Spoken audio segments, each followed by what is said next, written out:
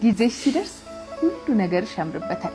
ያንቺ ቀን ሲመጣ አይደለም የተናገርሽው ያሰብሽው ሁሉ ይሳካልሻል። የሚሰጥሽም ማንም የማይቀማሽን ስጦታ ነው። ብቻ ፈጣሪ ብሎ ቀንሽ እስኪደርስ ትንሽ ብቻ ታገሽ። በትዕግስት መጠበቅ ነው። እኛ አንታገስ። በቃ በጣም ነው እንዲደረግልን የምንጨነቀው የምንቸኩለው። ተፈጥሯችን ነው፣ ሰው አይደለን። በቃ ነገሮች ሁሉ ፈተናችን ደግሞ ጥሩ ነገር ሊመጣ ሲል ፈተናችን በጣም ከባድ ነው። በጣም ነው የምንፈተነው፣ በጣም ነው የምንወድቀው፣ በጣም ነው የምንታመመው፣ በጣም ነው የምንታገለው። በጣም ነው የምንታገለው። ግን ብዙ ይህንን ነገር የሚያልፉ ሰዎች መልካም ነገር ሲገጥማቸው ደግሞ ደስ አይልም። እና እግዚአብሔር የምንታገልበትን አቅም ይስጠን።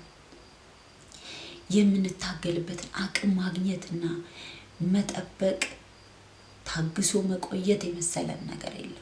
ለምን ተስፋ እንቆርጣለን? ራሳችን ለማጥፋት በቃ እንረባም እንላለን። እውነት ነው። ያ ስሜት ካለንበት ሁኔታ አንጻር ነው። ግን በቃ በጣም እንደክማለን። ሀስል ነው። በቃ በጣም እንደክማለን፣ በጣም እንሞክራለን፣ በጣም እንጥራለን፣ በጣም እናስባለን፣ በጣም እንጨነቃለን፣ በጣም ነገሮችን ለመቀየር። ግን እግዚአብሔር ካልቀየረው ምንም ነገር አይሆንም። እግዚአብሔር የቀየረውን ሰዓት መጠበቅ ብቻ እና መታገስ ብቻ እና አንጎዳ። ሳንፈልግ ግን እንጎዳለን። ሳንፈልግ አንጎዳ። ካልተጎዳን ግን ሁሉም ነገር አልፎ የምንስቅበት ጊዜ ይመጣል። ሁሉ ነገር ጥሩ የሚሆንበት ጊዜ ይመጣል። ተስፋ እናድርግ። የአንድ ቀን ነገር ተስፋ አለ። ነገን ተስፋ እናድርግ። ይመጣ ይሆናል። በጎ ሊሆን ይችላል።